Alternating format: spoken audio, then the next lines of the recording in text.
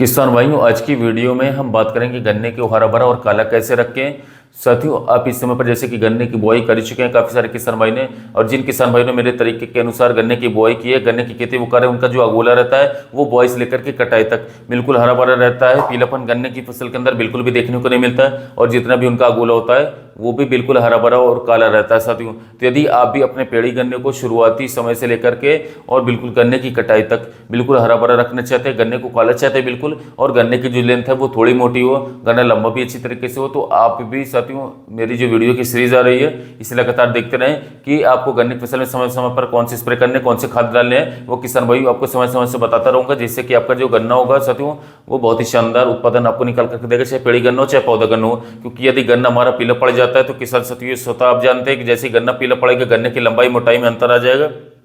गन्ने की ग्रोथ अच्छे से नहीं हो पाएगी। यानी कि कुल मिलाकर के कहना यह है कि फसल हमारी हरी भरी नहीं है तो हमारी पैदावार में कमी 100% देखने को मिलेगी। तो हमें अपनी फसल को लगातार हरा भरा रखना है, और हरा भरा रखने के लिए ज़्यादा बड़ी मेहनत की आवश्यकता नहीं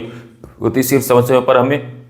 कुछ छोटी बातों का ध्यान रखना होता है। जैसे मैं आपको बता दूं, हमें अपनी पेड़ी फसल के अंदर ह्यूमिक एसिड का प्रयोग करना चाहिए, जिंक का भी उपयोग करना चाहिए, सल्फर यूरिया का उपयोग करना चाहिए,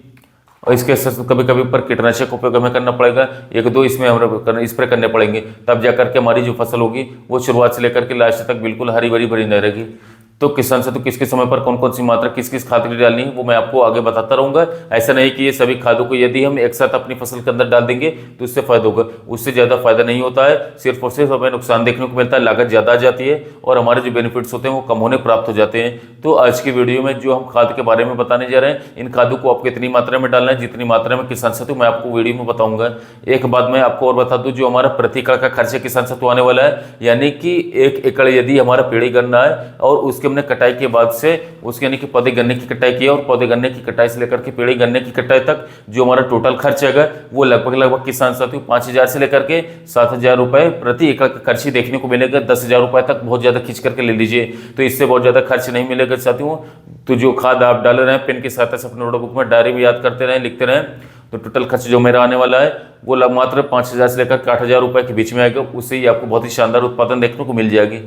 अब बात कर लेते हैं खादों के बारे में, कौन कौन सी खाद को कितनी कितनी मात्रा में डालें जिससे कि गन्ना हमारा हरा भरा होकर के चले। तो सबसे पहले के साथ साथियों आपको उपयोग में लेना होगा जिंक सल्फेट। जिंक सल्फेट का उपयोग यदि अपने गन्ने की फसल के अंदर करते हैं तो इससे किसान साथियों जिंक की कमी जो हमारी फसल के अंदर चल रही थी, क्योंकि पौधा गन्ना हमारा कट के जा चुका है, तो पौधे गन्ने के अंदर काफी ज्यादा मात्रा में जिंक भी गई है और सल्फर की मात्रा भी गई है। तो पेड़ी गन्ने के लिए हमें अलग से जिंक और सल्फर की मात्रा देनी पड़ेगी, जिससे कि जो हमारा पेड़ी गन्ना है वो अच्छी तरीके से ग्रोथ कर सके और अच्छी तरीके से उसके अंदर भी टिलरिंग हमें देखने को मिल सके। तो जिंक सल्फेट की जो ऊपर मात्रा डोज लेंगे वो यहाँ पर लगभग 8 से लेकर के 10 किलोग्राम प्रति एकड़ के हिसाब से आपको जिंक सल्फेट का उपयोग अपने पेड़ी गन्ने के अंदर साथियों करना होगा। लेकिन एक बात का आपको ध्यान देना है, जिंक सल्फेट जब आप डालेंगे तो इसके डालने के अगले दिन ही आपको अपने खेत की सिंचाई करनी है, और यदि आप अगले दिन सिंचाई नहीं करते तो आप पहले सिंचाई कर लीजिए, और पहले सिंचाई करने के लगभग 3 से लेकर के 4 दिन बाद 5 दिन बाद इन खादों को अपने गन्ने के अंदर डाल दीजिए, और उसके बाद किसान साथियों लगभग 8 दिन बाद दोबारा से अपने खेत की सिंचाई कर दीजिए। यदि आप इस तरीके से चलेंगे तो गन्ना आपको शुरुआत से ही साथियों बिल्कुल हरा भरा बन करके चलेगा।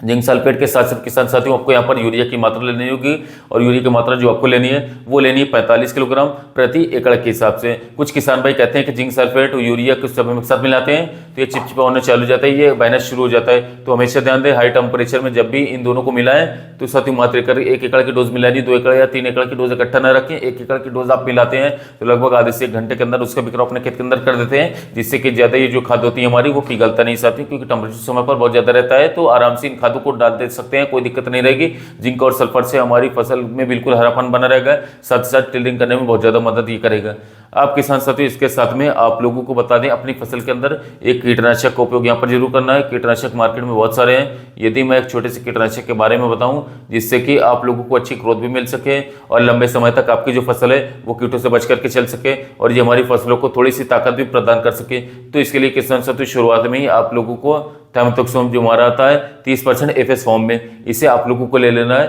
थाइमेथॉक्सोम बहुत ही शानदार टेक्निकल है, बहुत ही अच्छे कीटनाशक है। इसका उपयोग मैं काफी लंबे समय से किसान भाई को बता रहा हूँ, बहुत सारे किसान भाई इसका उपयोग भी करवा रहे हैं, और हो सकता है जिन किसान भाई ने वीडियो देख रही होगी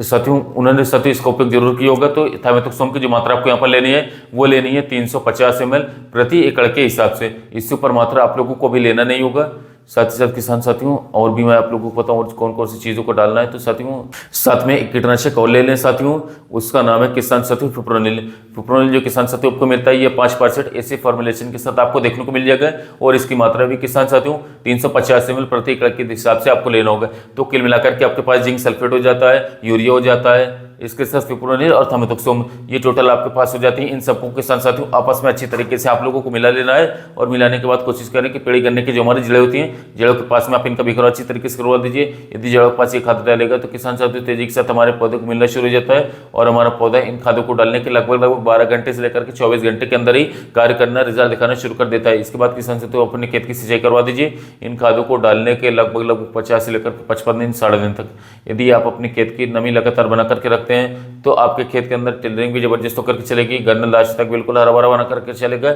और 60 दिन तक आपकी फसल के अंदर किसी भी तरीके के कोई कीटों का अटैक देखने को नहीं मिलेगा। क्योंकि दो टेक्निकल इसके अंदर जो मैं आप लोग को डलवा रहा हूँ कीटों के लिए है, खाली कीटों के लिए नहीं है। ऐसा नहीं कि सिर्फ और सिर्फ कीटों को खत्म करेगा, रोगों को खत्म करेगा। इन दोनों का कॉम्बिनेशन इतना जबरदस्त है कि जैसे ही फसल के अंदर ये पड़ेगा हमारी फसल जो ग्रोथ करना भी शुरू कर देती है। क्योंकि सभी कंपनियां जो है अपने कीटनाशक के अंदर एक हल्का फाइटोटॉनिक इफेक्ट डालती हैं, वो कभी भी अपने लेबल पर साथियों या डिब्बे के बाहर ऐसा नहीं दर्शाती है कि उसके अंदर कोई फाइटोटॉनिक इफेक्ट है। ज़्यादातर कंपनी बताती हैं, लेकिन 100% विश्वास के साथ बताता हूँ हर कंपनी अपने कीटनाशक के अंदर लगभग एक ग्रोथ प्रमोटर जरूर लाती है। फाइटोटॉनिक जो छुपाया होता है उसके तुरंत डालने के बाद ही आपकी फसल में कलर आना शुरू हो जाता है, फसल आपकी हरी भरी होनी शुरू हो जाती है। इस चीज़ को आप अपने द्वारा भी चेक कर सकते हैं और जब अपने खेत के अंदर किसी कीटनाशक को डालेंगे तो आपको दिखाई देगा कि आपकी जो फसल है वो पहले के मुकाबले ज़्यादा हरी भरी हो जाती है। तो कीटनाशक के साथ साथ ग्रोथ प्रमोटर भी इनके अंदर डाला गया है। तो किसान साथियों आप इसके साथ